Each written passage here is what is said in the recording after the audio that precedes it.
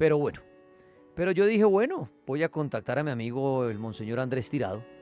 Y es un tema fascinante, es un tema bastante polémico cuando uno habla de Jesús, pero siempre lo digo, al final cada quien puede sacar su propia conclusión, su propia creencia. Aquí yo no espero ni que crean ni que dejen de creer en Jesús, que es que mi religión dice esto, lo uno, lo otro, que es que no fue milagroso, que sí fue milagroso. Hay gente que todavía inclusive dicen que Jesús nunca existió. Otros dicen que Jesús realmente sí tuvo novia, tuvo cuentos, como se dice hoy en día. Por ahí nombran a María Magdalena. Inclusive se habla que tuvo descendencia, que tuvo sus hijos, que tuvo familia. Inclusive hay un gran misterio que de pronto el Monseñor lo nombrará, que es el famosísimo Santo Grial, que muchos dicen que es la copa en la que Jesús bebió en la última cena, pero muchos dicen que no, que el Santo Grial puede ser una hija de Jesús. Eso dicen muchas personas, algunos libros, algunos investigadores. Pero bueno, quise invitar al Monseñor Andrés Tirado para hablar de misterios en este inicio de programa y desde la investigación, desde los estudios y desde las creencias de él, también aclarar, bueno, Jesús qué hizo en vida, porque muchos dicen que desapareció en su juventud, que se supo solo de niño y ya cuando llegó a los 33 años hizo par cosas, lo crucificaron, murió, resucitó, subió a los cielos y allá se volvió donde su padre. Y uno dice, bueno, ¿y qué? ¿Y qué hizo Jesús cuando tenía 25, 28 años? No andaba por ahí. Unos dicen que terminó su vida en la India, otro que es porque estuvo al lado de budistas, y hubo una cantidad de cosas se habla de Jesús. Inclusive en Japón, si ustedes buscan la tumba de Jesús en Japón, les aparece. Se cree que la tumba de Jesús está en Japón y una cantidad de cosas.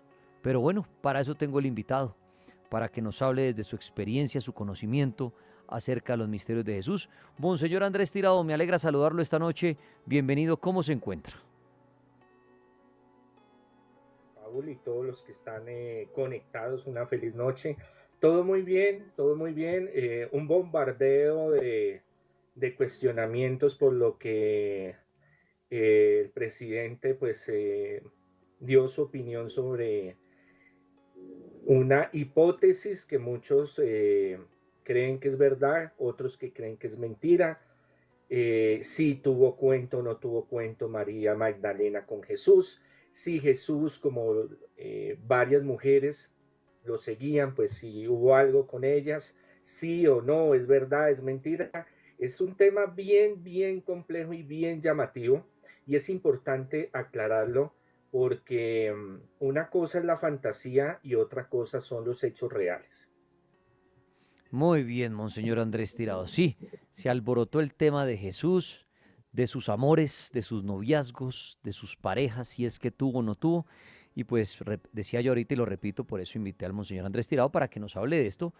Y no solamente de esto, de otros misterios, de temas interesantes de Jesús, de los milagros que hizo si los hizo. Sobre todo el gran misterio si resucitó. ¿Qué pasó? ¿Qué pasó con si Jesús falleció? ¿Por qué no volvió? ¿O si ha vuelto? Bueno, en fin, los misterios de Jesús, Monseñor, entonces le agradezco. Y bueno, le prestamos atención en este inicio del cartel paranormal porque estoy seguro que muchos seguidores, muchos oyentes, muchos que nos ven son creyentes, son seguidores de Jesús, otros aún no están tan convencidos, pero por eso es tan interesante Jesús, porque nos reúne a todos, porque creo que a todo el mundo le interesa el tema de Jesús. Pues Padre, bienvenido y lo escuchamos. No hay persona más importante en la historia, ni reyes, ni presidentes, ni empresarios, ni artistas que hayan cambiado el rumbo de la humanidad. Por eso en historia se ve antes de Cristo y después de Cristo. Esto es algo básico, se lo enseñan a uno en primaria. Y nos muestra cómo el poder de un pescador de Galilea llegó a influir en unos apóstoles, unos discípulos, que se extendería por el mundo entero y cambiaría la historia del mundo como la conocemos. Y hay muchos vacíos y esos vacíos causan curiosidad y causan dudas y temores, hipótesis, teorías de conspiración, teorías donde queremos darle un fin a la historia o queremos darle una explicación a muchos hechos. Como lo decía Daniel, bueno, ¿qué pasó desde los 12 años hasta los 33 años. ¿Dónde está el cuerpo de Jesús? ¿Resucitó, no resucitó? ¿Por qué dicen que sí vivió, que no vivió? Esos son enigmas muy importantes porque querámoslo o no, la religión, el cristianismo, ha definido la sociedad, la economía, el mundo. Entonces no podemos sacarlo y decir, no, eso es otro tema aparte, porque empezando de que tiene una importancia histórica, política, religiosa, económica, sociocultural, está en el ADN de Centroamérica y Suramérica y del mundo, en Colombia, porque querámoslo o no, la mayoría de los colombianos tiene una tendencia religiosa, sobre todo cristianismo o catolicismo. Entonces eso lo vincula sí o sí desde que nace hasta que muere, desde el bautizo hasta el sepelio y el entierro, la parte de la religión, la parte de la espiritualidad y Jesucristo como el centro de todo, cristocéntrico.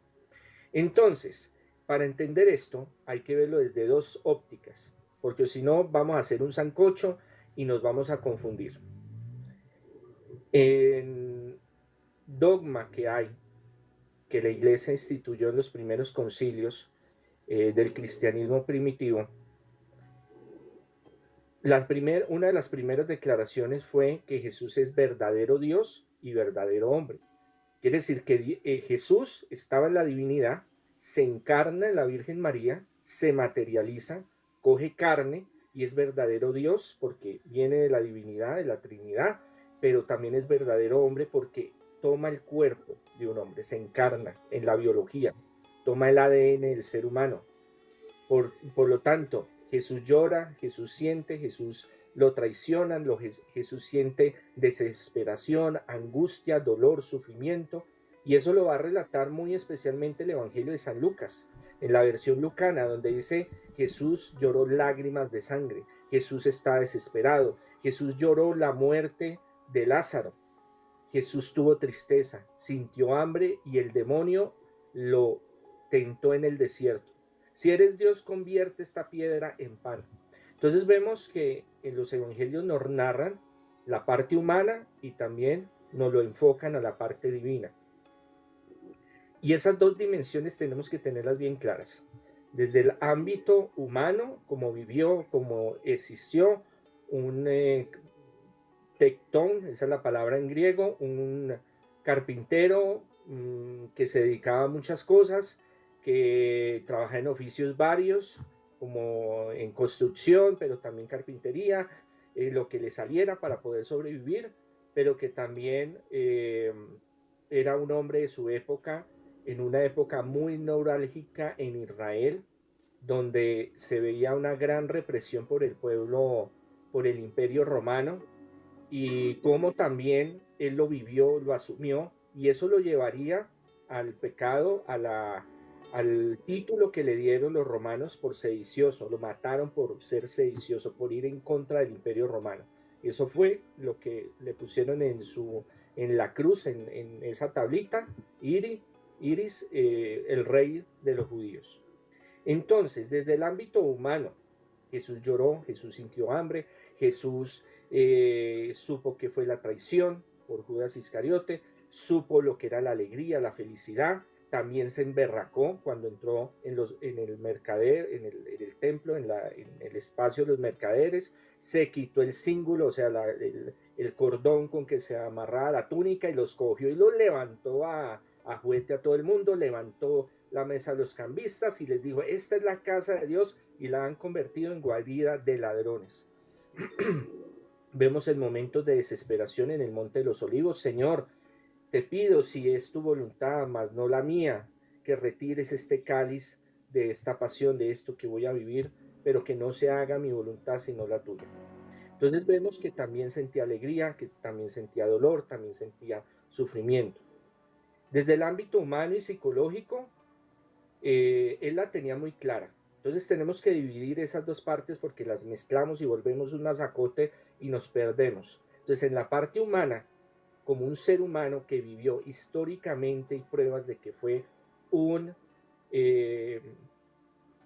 personaje histórico, un personaje de un estatus medio social, de la Galilea, de Nazaret, de Jerusalén en el siglo I, que fue crucificado. Esas son las pruebas que hay de que fue un hombre que las fuentes extrabíblicas decían que era un dramaturgo, un liberador, un sanador, un predicador, un exorcista muy importante, un rabí, un rabino, un maestro. Y hay muchas fuentes extrabíblicas, tanto de Josefo como de los judíos, aún hasta de romanos. Y viene la parte divina, la parte ya cuando él resucita, que ya es la fe, es el misterio de la fe y lo que nosotros creemos como verdadero Dios, verdadero hombre y verdadero Dios. Entonces, en el ámbito humano, antropológico, ontológico del ser de Jesús, era como ver a Daniel, como verme a mí, como ver a cualquier persona biológicamente, genéticamente desarrollada en este mundo. Nace, crece y hace su ministerio. Eso es lo que hace Jesús. Desde el ámbito psicológico, él como hombre, y esto pues muchos dicen, no, pero es que él sintió la atracción hacia las mujeres, y es que él quería estar con María Magdalena, y es que con ellos hubo una relación y nació, unos dicen que un niño, y otros dicen que Salomé, que una niña, y que entonces ahí viene lo que es la tradición de los carolingios, y entonces viene la sangre grial, la sangre, el material genético de Jesús pasaría y sería lo que es el santo grial o la sangre de Jesús pasaría por sus venas hasta el día de hoy, que todavía encontramos descendientes de Jesús. En el ámbito psicológico, y como Jesús estaba viviendo, sacando lo divino, lo humano, él en todo momento tenía claro de qué era lo que el fin al que él iba a llegar. Y ese mismo fin era el de Juan el Bautista. Juan el Bautista, el último profeta del Antiguo Testamento, lo hemos hablado muchas veces con Daniel, él era el manager, El manager. el especializado en marketing, el hombre fue el que le abrió el camino a Jesús. ¿Por qué? Porque Juan tenía un gran convencimiento de la gente porque todos creían en lo que él hacía, bautizando a la gente para que se convirtiera, para que cambiara, predicaba también el cambio, la conversión de la gente, vivía en el desierto, un puro profeta en el tiempo del primer siglo del cristianismo. Entonces todo el mundo creía en él, todo el mundo lo apoyaba. Y él fue el que empezó a hacerle la publicidad a Jesús, a decir, mire, viene uno delante de mí que yo no soy capaz de desatarle la sandalia, yo los bautizo en el agua, pero el que viene es el mero mero, el duro, el que los va a bautizar con el fuego, y él es el Hijo del Hombre, y él es el Mesías, y él es el Salvador. Pero ¿qué pasó con Juan? Que le hicieron la judía, como decimos nosotros, lo traicionaron, hicieron toda una estrategia para callarlo, porque la gente se estaba sublevando y la gente quería un cambio, estaba hastiada de la opresión de los romanos, de los impuestos y las leyes, y cómo se confabularon los sumos sacerdotes y los fariseos para, a través de la religión, a través de la Biblia, de la Torá, de la Taná, doblegarlos, hacerlos sumisos y esclavos del imperio romano. Entonces llega Juan y les dice, no, hágame un favor, esta vaina no es así. Ustedes tienen que seguir la escritura como el Señor la mandó. No, pero es que mire que los fariseos y los saduceos dicen esto y dicen lo otro. No, no, no, qué pena, eso es una vaina que no está bien. Entonces nos oprimen y tenemos que llevar la dote y tenemos que llevar los impuestos y pagar y esto y lo otro. Entonces si yo pago no como y tengo que aguantarme eso. No, no, no, no. Esto es diferente porque Dios quiere un cambio social. Podríamos decir que es un revolucionario de pensamiento intelectual, teológico, más no de armas. Pero eso lo llevaría a que lo tuvieran que encerrar en las mazmorras allá del templo de Herodes y a que lo decapitaran. Pero, Monseñor Esa era la Andrés Tira, suerte. una preguntita, eso que nos está relatando y la parte de Juan y todo, es cuando Jesús ya ha regresado a su tierra y tiene 33 años, ¿sí? Sí, señor, él ya empieza su ministerio, pero Exacto. realmente donde él toma la fuerza es cuando hay esa revelación de Juan el Bautista, se revela y le entrega ese poder, ese conocimiento social, esa asignación social, cuando él va al río Jordán y lo bautiza. Por eso es que Jesús se va a bautizar en el río Jordán. Pero Es entonces, como si hacen un concierto, por ejemplo, que le digo yo, de Shakira, démosle sí, un nombre. Y eso está a reventar y lleno, y invita a Karol G para que sea la teronera, para sí. que vaya y le abra el ese. Y salen en tarima y se apoyan, y entonces inmediatamente hay una conexión y la gente dice, no, es que está Karol G, está Shakira, Shakira le está dando como esa proyección a Karol G, la próxima dura es Karol G, es la aceptación social. Entonces, claro, va al Jordán, Juan lo bautiza, en el cielo se oye una voz que dice, este es mi hijo amado, baja el espíritu en forma de paloma, no es que el Espíritu Santo sea una paloma, un chulo, un ave, sino baja en forma y dice, este es mi hijo amado en que veo toda mi complacencia. Digámoslo así, oficialmente inauguran a Jesús, oficialmente como el ministerio que va a seguir va a reemplazar y aumentar el de Juan el Bautista. Exactamente. Y ahí hablamos de Jesús que Entonces, tenía 33 años. Entonces mi pregunta sí, es, padre, señor. ya que estamos hablando de los misterios de Jesús arrancando esta noche es, ¿y entonces qué se sabe de Jesús o qué se puede contar de Jesús desde que nace hasta sus 33 años? Porque claro, todo lo que nos está contando y lo que empieza a hacer Juan Bautista y todo lo que viene ahora en camino de esos misterios, si hizo milagros o no, si resucitó, bueno, todo eso, si tuvo cuento con María Magdalena, tuvo novias, eso será ahorita. Pero entonces para arrancar con ese misterio es su niñez, su adolescencia, quién fue Jesús, qué hizo Jesús en esos 32 años, digámoslo así, antes de mostrarse y ante todos como el Hijo de Dios. Bueno, ¿qué dice la Escritura? En Lucas encontramos crecía en gracia y obediencia a sus padres. Tenemos que entender cómo se escribió los escritos del Nuevo Testamento. Fueron recopilaciones, más de 7.000 textos que con el tiempo los fueron juntando y fueron formando lo que conocemos los evangelios. Evangelio según San Lucas, Evangelio según San Mateo, San Marcos, San Juan. Es una recopilación de dichos y hechos de Jesús. Entonces nosotros estamos acostumbrados a las biografías modernas, en las cuales se narra todo lo que sucede desde niño hasta adulto, los hechos más importantes. Entonces hay un abismo, hay un lapsus de los 12 a los 33 años de Jesús, y eso ha dado para muchas hipótesis, que se fue a la India, que estuvo en la China, hay unos que son más osados y dicen que se fue para Estados Unidos, los mormones, pero el hecho es que no hay pruebas que él haya salido de Jerusalén o que haya hecho algo especial. Unos dicen que se fue para Escocia, para estar con los druidas, aprender con los druidas, otros que se fue a la India y estuvo con los budistas, hinduistas y de ahí aprendió y entonces volvió, pero no hay ninguna señal arqueológica, histórica que lo muestre.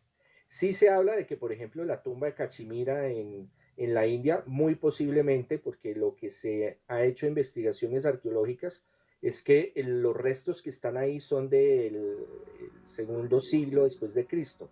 Entonces se habla que de pronto fue uno de los discípulos que llegó allá a Cachemira, por ejemplo. No hay pruebas contundentes de que él haya salido como tal. ¿Qué dice la Sagrada Escritura? Que él creció en gracia y obediencia con sus padres. Porque cuando se escriben los evangelios, se escriben estos textos bíblicos, se busca es contar lo que Jesús hizo. No es una biografía.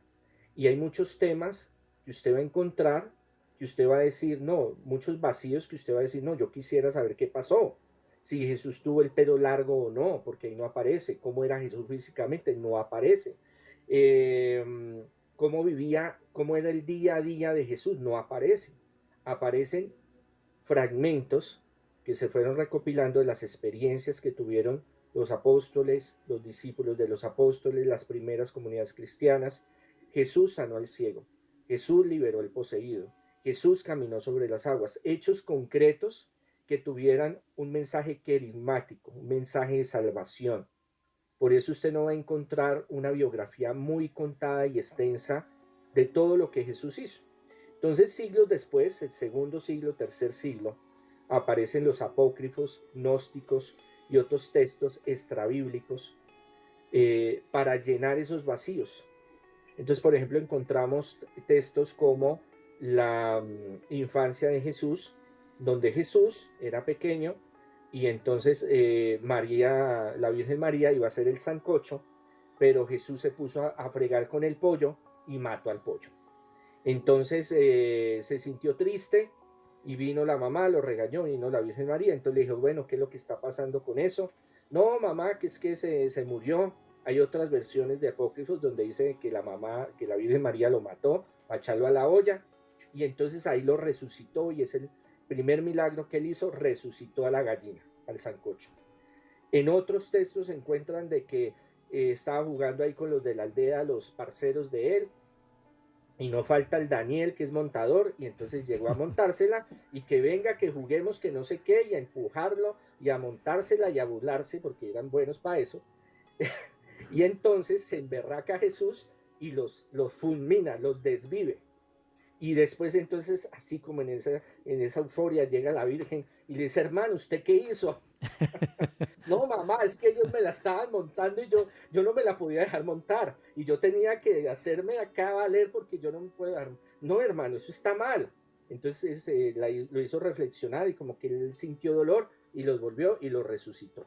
Entonces hay muchas cosas así en los libros apócrifos, gnósticos y extrabíblicos que ya nacen de la imaginación popular para poder darle como continuidad o explicar muchas cosas que en los libros canónicos oficiales de los primeros siglos, los evangelios, hechos de los apóstoles, cartas paulinas, las cartas oficiales, aún el Apocalipsis, no explican, Pero, porque no son un objetivo bibliográfico, sino es un objetivo de fe y de teología para que entendamos el propósito de por qué vino Jesús a dar la vida de nosotros, pero entonces para En darnos la la vida Biblia, eterna. entonces, en la Biblia que conocemos, a la que tenemos acceso, no se encuentra nada de la niñez ni de la adolescencia de Jesús. No, simplemente llegan a escribir, sobre todo en el Evangelio de San Lucas, crecía en gracia y obediencia a los padres. Entonces, con eso ya entendemos de que vivía una vida normal, como cualquier niño joven de Galilea del primer siglo. Trabajaba, le colaboraba a sus Aunque ni padres, tan hacía las normal, cosas porque de la casa. desvivía gente y resucitaba gente. Imagínense, eso no es una vida Pero normal. esa es la otra, claro, eso ya es otra película, ¿no? Eso es el spin-off que montaron después para darle a él, llenar esos vacíos y darle como más importancia a Jesús. Entonces, eso es otro tema que un día estos hablaremos de los libros apócrifos, gnósticos y extrabíblicos, que también es muy, muy interesante y que mucha gente cree que son ocultos o que la iglesia los ha ocultado o que son secretos. No, siempre han estado. Lo que pasa es que como son del siglo segundo, tercero, cuarto, pues la validez de esos escritos y nacen en unas regiones específicas, en tiempos específicos, manejan unos conocimientos, manejan una tradición y unas hipótesis que no fueron aceptadas en el cristianismo primitivo. Antes de que el cristianismo fuera imperio, cuando era perseguido, cuando lo echaban a los leones, cuando tenían que ocultarse, ahí ellos mismos, las escuelas de la tradición de los apóstoles, decidieron qué escritos eran y cuáles no. Eso le iba a preguntar, ¿quiénes fueron los responsables, padre, de armar la Biblia? De decir, bueno, vamos a meter el libro de Daniel. No, el de Paul es una basura, eso que inventando. No, el del padre, no, es el padre tampoco, el de este sí lo metemos, este no. Listo, quedó armada. Esto que no entró se llamarán los apócrifos, que como usted dice, sí están, pero como que no le dimos la importancia a la validez. ¿Quiénes fueron esos encargados de decir, esta es la Biblia, punto final? Bueno, en el Antiguo Testamento hay una tradición muy larga de los rabinos que a través de diferentes periodos fueron modificándola y fueron adaptándola, desde el Génesis hasta lo último, pasando por reyes, profetas, todos estos libros los fueron trabajando, adaptando en las escuelas teológicas rabínicas. En el cristianismo primitivo, entonces en el Nuevo Testamento, pues empiezan a organizar las primeras comunidades cristianas que fueron naciendo de los apóstoles necesitaban escribir y necesitaban dejar un legado, porque Jesús no escribió nada. Jesús no escribió nada. Algunos dicen que era analfabeta, pero hay bastantes fuentes de que él sí sabía escribir y sabía algo de griego, algo de latín, y su lengua, la lengua común, la franca, era arameo, un arameo específico de Galilea, con un tono específico de Nazaret y de Galilea. Entonces, cuando ya los apóstoles están mayores, y muchos han viajado y muchos los han perseguido y otros han tenido martirio, sus discípulos y los discípulos de ellos tienen que sentarse y decir, vamos a escribir el legado, porque si no esto se va a perder. Entonces ahí cada escuela, cada movimiento, cada iglesia, cada congregación los va organizando. Tiempo después, en el año 60 y 70, es que se reúnen y empiezan a decir, bueno, ¿qué vamos a aceptar como verdadero y qué no? Porque hay varios grupos que están dispersos. Entonces ahí viene el primer concilio de Jerusalén, donde se reúnen y dicen, bueno, aparte de cómo nos vamos a trabajar nosotros como una confederación, una organización de apóstoles que fuimos enviados por Jesús, también tenemos que mirar cuáles son las prácticas, qué es lo que se está haciendo, cómo lo vamos a organizar, porque Jesús les dio las pautas para misionar, para liberar, para prosperar, para llevar el reino de los cielos, pero muchas cosas de logística, si la queremos llamar así, de metodología, tuvieron que desarrollarlas en el camino.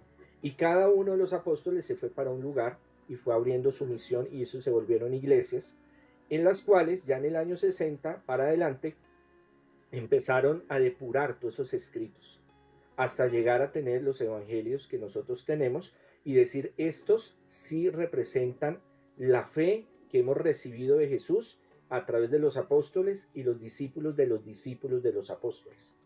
Y hay más de 7,000 escritos que tienen mucha concordancia, escritos en muchos lugares donde dan fe que lo que ellos plasmaron, los apóstoles y los discípulos de los apóstoles, es la tradición que se ha llevado en consenso. ¿Cómo lo hacían? Lo hacían igual que los judíos.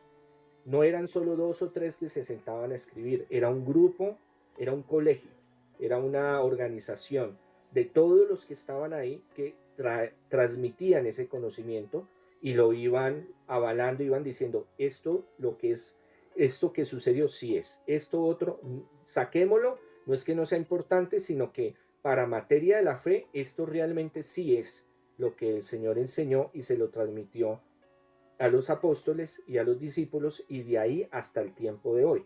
Y pruebas con carbono 12, 14, 18 y 24, que son pruebas nucleares, se han dado cuenta de que son escritos verídicos, que no han sido alterados. Padre, Ya viene otro ahí tema. resulta una Perdón, preguntita, Daniel. qué pena, discúlpeme. Ya perdón, Daniel, ya termino. Ya la manipulación de los textos a través de los años y de la iglesia, ese es otro tema. Eso es otro tema. Bueno, padre, una preguntita. Viendo comentarios y lo que uno escucha en el día a día de la Biblia y de la gente, los creyentes, no creyentes, dicen, bueno, al final fue un grupo de hombres que se reunieron a decir, bueno, mire, esto yo doy fe de que esto fue así, pongámoslo en la Biblia. Otros dicen, no, esto no fue tan así, saquémoslo. Pero al final no hubo una revisión, digámoslo así, como de Jesús, por decirlo así, que era, sí, esta es la Biblia, efectivamente, estoy de acuerdo con todo lo que ustedes han puesto ahí, la sacan y tienen mi autorización. Fue un grupo de personas. Entonces mi pregunta es para los que opinan hoy en día que la Biblia fue armada a conveniencia de un grupo de personas para llevarle a la humanidad hacia un grupo, hacia una creencia. ¿Qué responde usted ante eso? O sea, porque uno dirá, no, es que Jesús dio la aval de la Biblia y dijo, esa es, confirmado. Eso, todo lo que está ahí fue así. Sino fue un grupo de personas al final que, miren, esta es la Biblia, tienen que creer, esta es la palabra de Dios, nosotros decimos que fuera así. Punto final.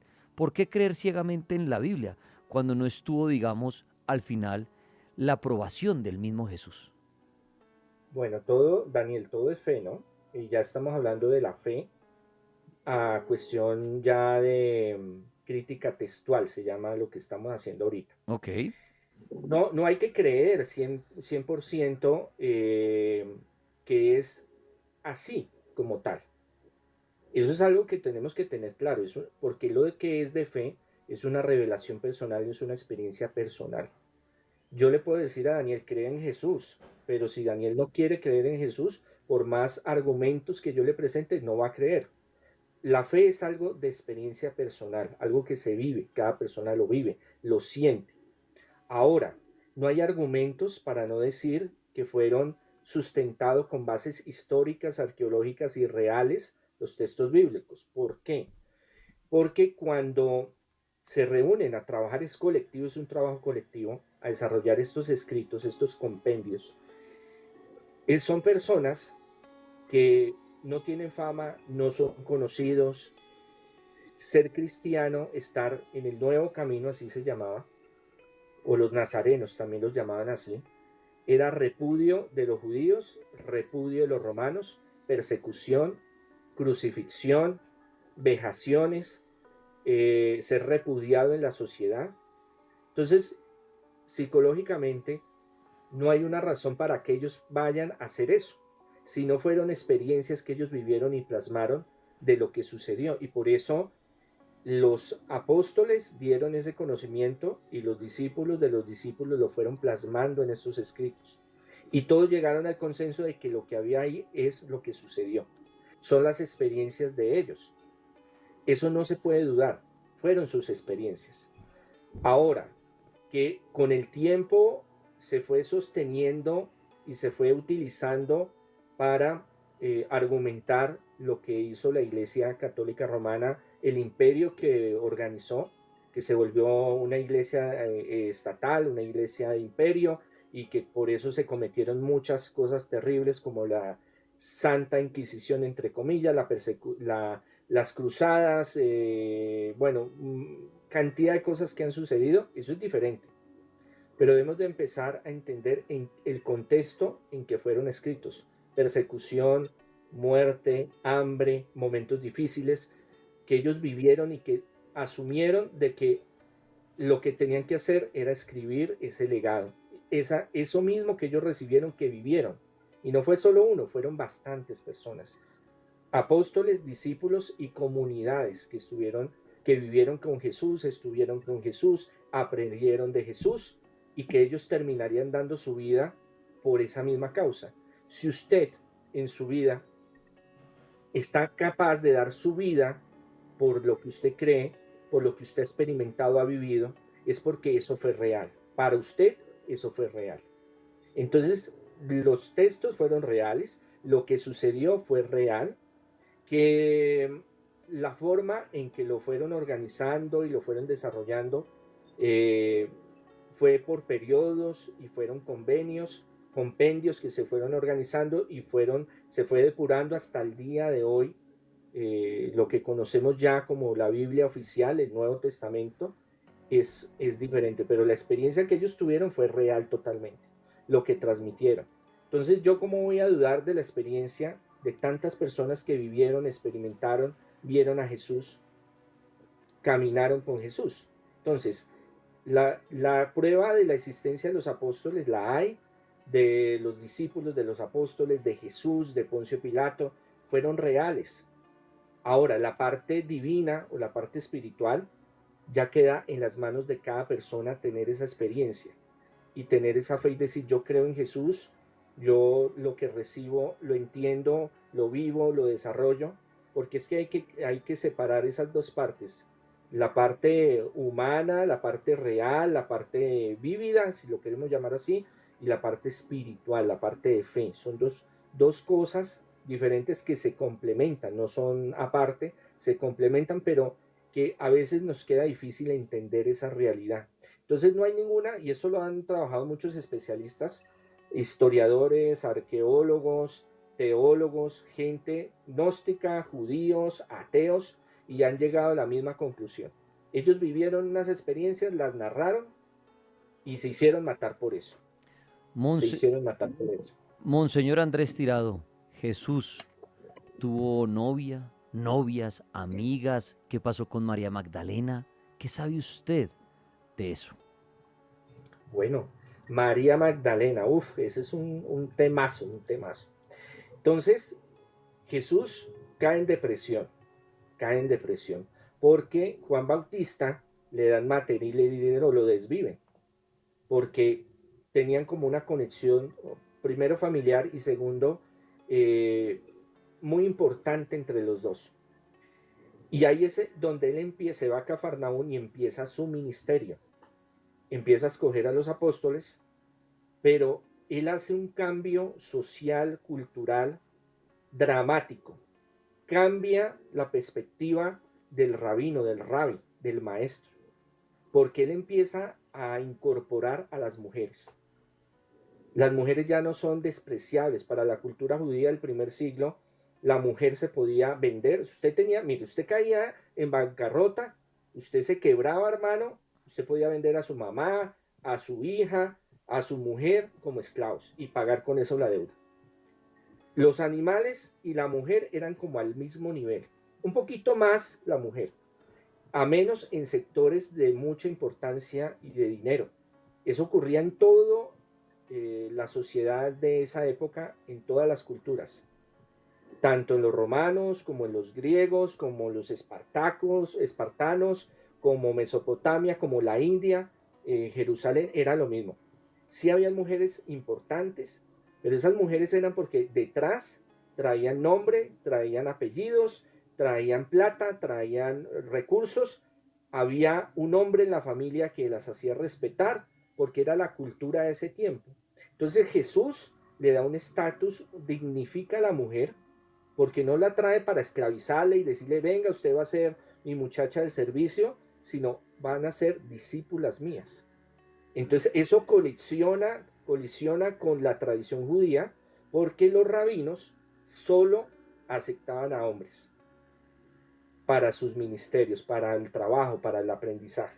Entonces, al estar con mujeres, lo podían llamar impuro a Jesús, por estar con ladrones, con prostitutas, bueno, una cantidad de personas desde leprosos, de lo más bajo, vil de la sociedad, porque la conexión que ellos tenían era, si usted, dime con quién andas y te diré quién eres. Y si usted se sentaba a la mesa con un leproso, es que usted estaba maldecido también. ¿Cómo así que Jesús entra a la casa de un republicano, que es una basura porque nos cobra, nos quita los impuestos, nos roba a nosotros que tenemos que pagar los impuestos y se los va a llevar a los sumos sacerdotes y a los romanos? Entonces era la peor calaña. ¿Cómo es que va a ir a la casa de Mateo a sentarse con él? ¿Cómo así que las mujeres le están ayudando y están cerca? Si cuando los hombres se reunían a comer, era un grupo los hombres y un grupo las mujeres. La mujer no opinaba, la mujer no ayudaba, sí ayudaba, pero cuando ellos querían que ayudaran, pero en opiniones, en hacer un trabajo mayor, era inferior. Esa era la mentalidad en ese tiempo. Jesús rompe totalmente ese paradigma. Eso es escándalo entre los fariseos, los saduceos, los maestros de la ley y los levitas, porque se rasgan las vestiduras y dicen, uy, ¿este man qué está pasando? ¿Cómo así que está vinculando mujeres a lo que él está haciendo? Y siendo las mujeres la base de toda la operación que él está desarrollando. Entonces, el centro de operación, Cafarnaún, Domo Eclesia, la casa de Pedro, y de ahí las mujeres empiezan a colaborar. La Virgen María, María Clofe, María Magdalena, todas las mujeres empiezan a tener un papel no solo de servidumbre, sino un papel importante en la misión. Las dignifica, les da estatus, empieza a tratarlas de tú a tú, se sientan a comer con ellos. Es más, hay escritos donde dicen, bueno, pero ¿por qué Jesús se sienta? ¿Por qué tiene favoritismo con María Magdalena, María Clofe y Santa Marta? ¿Cómo es esa vaina si nosotros somos los apóstoles? Pedro ahí peleando.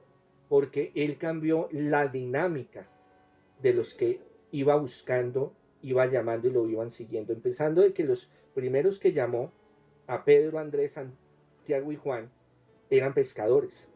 Nada tenían que ver con esas tradiciones de esas escuelas de Gilem, ni todos ellos que usted se va con el rabino y usted se va 5 años a servirle, a hacerle todo lo que necesitara el rabino, y ahí usted hace esa escuela y ahí usted puede ser rabino, puede ser maestro y salir. No, Jesús rompe los paradigmas. Entonces esa vinculación con las mujeres levanta muchas sospechas y la gente siglos después va a asociarlo de que él tuvo cuentos, que tuvo amoríos, de que tuvo hijos, que estuvo enredado con María Magdalena. Y la cuestión es que no hay pruebas arqueológicas históricas de que eso haya sucedido. En los evangelios hablan de María Magdalena porque María Magdalena está en los momentos más difíciles y es una líder que apoyaba económicamente. Gregorio VII y Gregorio Magno hacen una fusión a través de los años. Estos papas dicen: yo voy a juntar todas las historias que aparecen ahí en la Biblia, en el Nuevo Testamento, y voy a poner un modelo, eso es puro marketing, un modelo para que la gente sienta esa conexión de ser pecador o pecadora y busque a la iglesia. Entonces hace un masacote y dice: mire, María Magdalena, ¿quién es? Una prostituta, que se arrepintió y buscó a Jesús. Pero esa es una versión montada que desarrollaron a través de los años para que la iglesia mostrara: mire, ella es una vagabunda, es una prostituta, ha cometido muchos errores, pero se convirtió, pero pidió perdón, pero cambió. Entonces todos los que sean de pecado, entonces entiendan de que esa es la dinámica. Y les funcionó en esos siglos. Pero en tiempo posterior, al hacer investigaciones, se dieron cuenta que María de Magda, no era prostituta, era una de las seguidoras de Jesús. ¿Por qué siguió a Jesús? Porque ella tenía 7 espíritus. En los evangelios de Lucas y Mateo hablan de que Jesús le sacó 7 chukis, 7 demonios, 7 espíritus que la atormentaban.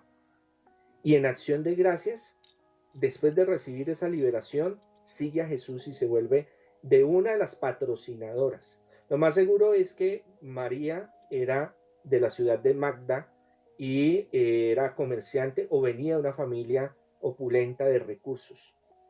Y se suma, como muchos que llegaron, que recibieron sanación, liberación, muchos milagros, a la misión de Jesús.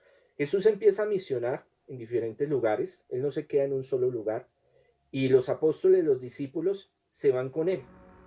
Y las mujeres también, y las esposas de ellos también, porque resulta que Pedro era casado y tenía hijos. La mayoría de los apóstoles y discípulos eran casados y tenían hijos. Y un rabino que se respete, un maestro, tenía su esposa y sus hijos. Pero habían casos, excepciones, por ejemplo, como Juan Bautista o como Jesús, que decidieron ser célibes, vivir solos. Entonces ahí vamos a la dimensión humana y divina. En la parte humana, en la psicología, en la psiquis, en la mente de Jesús, sabía qué era lo que le iba a pasar, porque ya los profetas había pasado y con Juan Bautista había pasado. Él sabía, y él se lo habían anticipado, de que si él seguía extendiendo el reino de los cielos, predicando, llevando la buena nueva, queriendo que la gente se convirtiera, lo iban a desaparecer. Él lo sabía. Entonces, por ende, psicológicamente, no se iba a enredar a tener hijos, a tener esposa, porque él sabía que a los primeros que iban a perseguir era a su esposa y a sus hijos. Para la mentalidad judía de ese tiempo, tener esposa, tener hijos no era ningún pecado. Al contrario, era una obediencia, creceos y multiplicados, dice el Génesis. Entonces, era muy importante, pero también se respetaba a los que vivieran solos o no quisieran tener una compañera o hijos.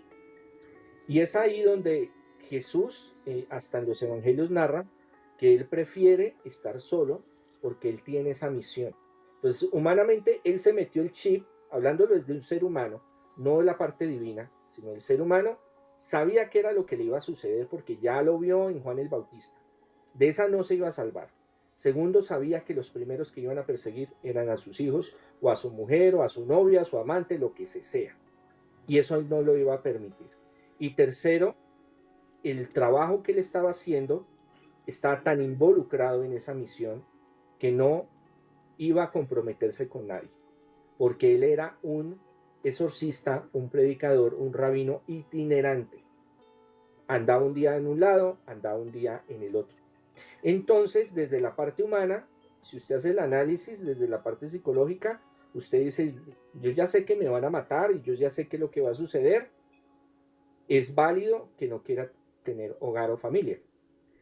No hay escritos, no hay escritos, no hay pruebas históricas que lo hubiera podido soportar el Antiguo Testamento y el Nuevo Testamento, de decir que Jesús tuvo familia y eso no le hubiera quitado nada, porque no, en la mentalidad judía no tiene ese sesgo de que, ay, es que tuvo esposa, tuvo hijos y eso es pecado. No, si el Padre, creador del universo, tuvo al Hijo, a Jesucristo, pues lo más lógico, y siendo un ser humano, es que tuviera descendencia, pero no aparece.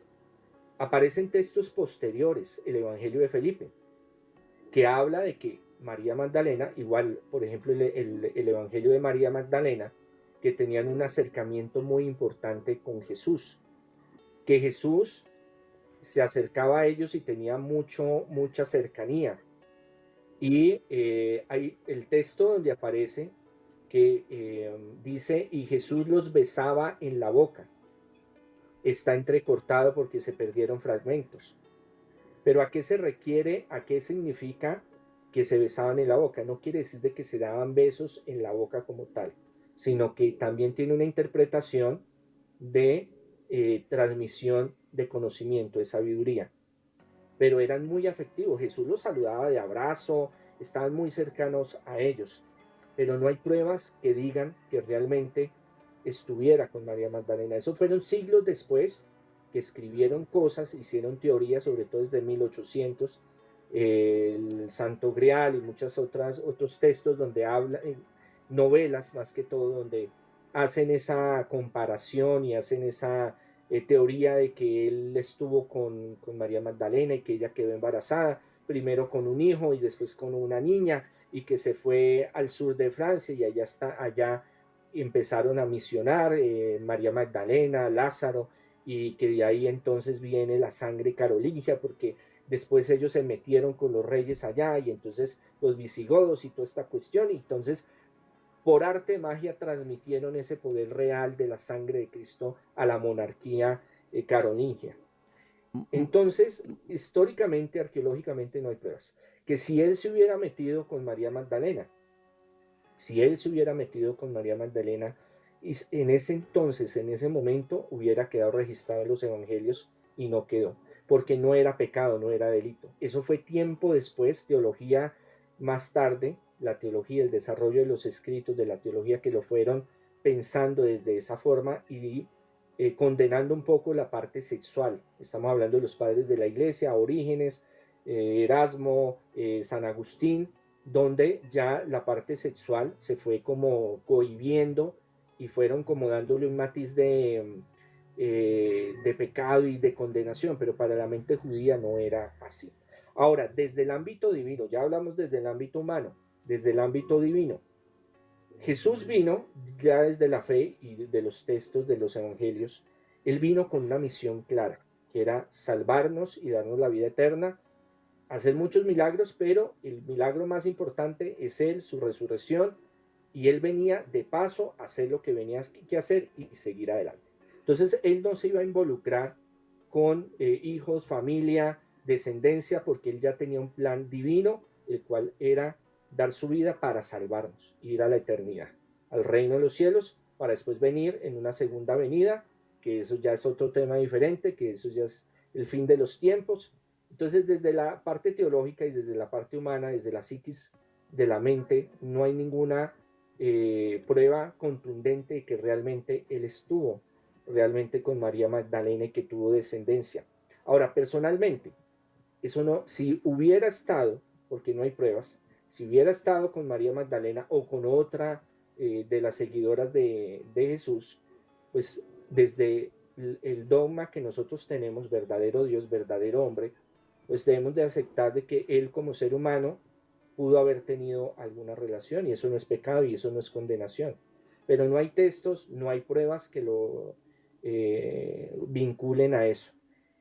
¿Qué es lo que pasa? Hay una gran persecución porque una de las testigos de la resurrección de Jesús es precisamente las Marías, María Magdalena, y años después, cuando se dispersan los apóstoles, las mujeres empiezan a tener un puesto revelante, empiezan a misionar, empiezan a tener una fuerza en las comunidades cristianas, en algunos grupos, y empieza a haber ese machismo, y empieza a haber esa separación, y por eso tiempo después empiezan a salir los libros apócrifos gnósticos, el Evangelio según San Felipe, el Evangelio según San María Magdalena, donde van mostrando cómo era el proceso también, por ejemplo, con los apóstoles, con Pedro, con María Magdalena, y van también metiendo filosofía griega, van metiendo gnosticismo, van metiendo una cantidad de pensamientos que no son cristianos, no son judíos, no son de Jesús, no son de los apóstoles, pero que estas ramificaciones que se dan lo buscan para hacerle contrapeso al cristianismo primitivo y hacer otro tipo de cristianismo gnóstico o paracristianismo en esa época, en los primeros 3 siglos, 4 siglos del cristianismo primitivo. Entonces ahí es donde muchos se pegan de estos textos para decir es que se casó, es que tuvieron relaciones, es que anduvieron. Eso no lo sabemos si realmente tuvo relaciones o no, eso ya pertenece al foro interno de Jesús. Monse- Pero el tener relaciones en el pueblo judío no era pecado. Mon- Ahora, tiempo después, el cristianismo sí lo va a ver, lo va a empezar a organizar, porque el mismo Jesús habla del matrimonio, y entonces establece unas bases que se van a desarrollar a través de la historia para organizar lo que es una familia. Monseñor, ahí me surge una pregunta. ¿Los padres de la Iglesia Católica Apostólica Romana por esa razón no tienen esposa e hijos por seguir el ejemplo de Jesús? ¿O cuál es la razón del por qué no pueden si no es pecado? El celibato nace siglos después, y cada apóstol va desarrollando su ministerio, su misión. Se van a diferentes lugares y crean diferentes iglesias. Y estas iglesias, la mayoría, como yo les decía, los apóstoles y los discípulos de los apóstoles, la mayoría, un 90%, eran casados y tenían hijos. Y así fueron hasta el Concilio de Trento, en 1517. Si estoy mal, me corrigen la fecha, no soy bueno para las fechas. La iglesia latina o romana, porque es que nosotros creemos que la única iglesia que se estableció fue la romana, pero esa no es la única iglesia. Hubieron muchas iglesias ortodoxas, coptas, a lo largo. Cada apóstol fue desarrollando, a través de él se fue desarrollando diferentes iglesias, movimientos. La iglesia romana a través de los años va cogiendo fuerza. Después del 337 con Constantino, si no estoy mal, ahí la fecha me la corregirán, donde le da permiso al Estado y se termina la persecución y da permiso para que sea una religión del Estado también aceptada el cristianismo. Tanto cristianismo, paganismo al mismo tiempo. Con la Edad Media, la Baja Edad Media, se desintegra el Imperio Romano y la Iglesia Romana llega a ocupar ese puesto. Entonces todas las iglesias de Oriente y las iglesias que están en diferentes lugares empiezan como a minimizarse y empieza a crecer en poder, se vuelve institucional, política, económica, la iglesia romana. Entonces, desde el inicio en el IV siglo, digámoslo así, de ya la institucionalización de la iglesia romana, la llaman Roma porque la sede es en Roma, empiezan con el deseo de que sea célibe el sacerdote. Pero eso no se pudo cumplir y eso no se pudo desarrollar y no fue sano por muchos siglos. Y hay muchos papas que intentan en concilios, y hay papas que tuvieron hijos y hijos de papas y abuelos de papas y se metieron con una y con otra. Eso fue, mejor dicho, tremendo. Hay un video que subí que dura 2 horas y media hablando sobre toda esa parte histórica de la iglesia, y lo pueden buscar en YouTube. Y es este rito latino, iglesia romana, donde por varios siglos tratan de ser célibe. El celibato está desde que está la humanidad. Hay mucha gente que es célibe, que busca el celibato, ser solteros, por política, por economía, porque no se hallan viviendo con otra persona, por cuestión espiritual. y en el rito latino lo vuelven norma de vida. Si usted quiere ser sacerdote, tiene que vivir soltero. Entonces, muchos que eran casados lo sacaron, hubieron persecuciones, hasta que llegó a un punto que dijeron, sí o sí, el sacerdote tiene que ser célibe, porque económicamente a las arcas del Vaticano y de la Iglesia Romana le era más factible que el sacerdote fuera solo, porque económicamente no tenía que repartir o ayudar a la familia o a los hijos. Lo que consiguiera el sacerdote, lo que construyera, pasaba a la Iglesia Romana, y por ende no iban a haber ese tipo de problemas. Eso fue una. Segundo, pues ellos afirman de que para la misión, que para el compromiso, que para muchas cosas, pues que debe de ser célibe, para el trabajo. Pero todas las iglesias de Oriente que vienen de tradición de los apóstoles es opcional el matrimonio. Hay muchos que son casados y tienen sus hijos, hay otros que no, pero viven bajo unos parámetros. Pero en el rito latino romano fue que se impuso esa norma. Y eso ha traído muchos problemas a través de los siglos. Y hay muchas personas que no entienden esta parte que hoy estamos hablando del celibato. Jesús no le impone, los apóstoles no le imponen, sugieren. San Pablo era célibe y dice en sus cartas, ojalá fueran como yo, soltero, para que puedan estar libres y viajar y hacer la misión, pero si no, pídale a Dios fortaleza para que lo pueda hacer. Los primeros apóstoles, discípulos, obispos, papas fueron casados y tuvieron hijos. Entonces, esa visión occidental y de rito latino ha hecho de que nosotros veamos como un pecado grave que el sacerdote o el obispo tenga esposa e hijos. Y eso no era en un principio. Fueron normas que se fueron desarrollando para un propósito económico, político, social de la Iglesia romana. Muy bien, Monseñor Andrés Tirado, gracias por responder esa pregunta y bonus de lo de los padres, porque puntualmente la charla que estamos teniendo y que vamos a tener hoy, pues era hablar más de lo que se dijo, las novias, el amor de Jesús, sus amigas, pero ha sido una charla como siempre interesante con el Monseñor Andrés de algunos misterios de Jesús, porque misterios es lo que tiene Jesús, y esta noche hemos abordado algunos de ellos. Pues como siempre, Monseñor, agradecido por su tiempo, por su charla, su conocimiento. Las personas que quieran conocerlo, contactarlo, sabemos que hace liberaciones, exorcismos, sacachuquis, como lo quieran llamar, temas de brujería. ¿Dónde lo pueden contactar a usted, Monseñor? Muy bien, Daniel. Si necesitan un sacachukis profesional, sí, Ministerio de Liberación y Exorcismo, ya llevamos 25 años, sanación, liberación, prosperidad. La escuela en alta espiritualidad, donde damos cursos también. Ahorita hay unos cursos muy interesantes. Pronto vamos a iniciar uno de interpretación de los sueños, que ese tema ya lo hemos hablado con Daniel y vamos a ver cómo lo podemos seguir desarrollando en el cartel cuando Daniel me invite. Muchas gracias, ahí me autoinvito. Y a todos deseándoles muchas bendiciones, sanación, liberación, prosperidad. Del 6 al 10 de febrero voy a estar en las Miamis, como yo le llamo. Vamos a hacer una Eucaristía especial de prosperidad. Vamos a estar, va a haber atención a las personas. Entonces, si están por allá en las Miamis, allá los espero. Monseñor, un abrazo grande. Si necesito un monaguillo para Miami, me avisa. Yo, Camine, hermano, nos vamos. Hágale, pues me yo carga la llevo, maleta, yo pero llevo el camine. incienso. Hago algo en la misa. Lléveme. Hace algo, bueno, ahí lo ponemos a que por lo menos cante algo, eche agua bendita.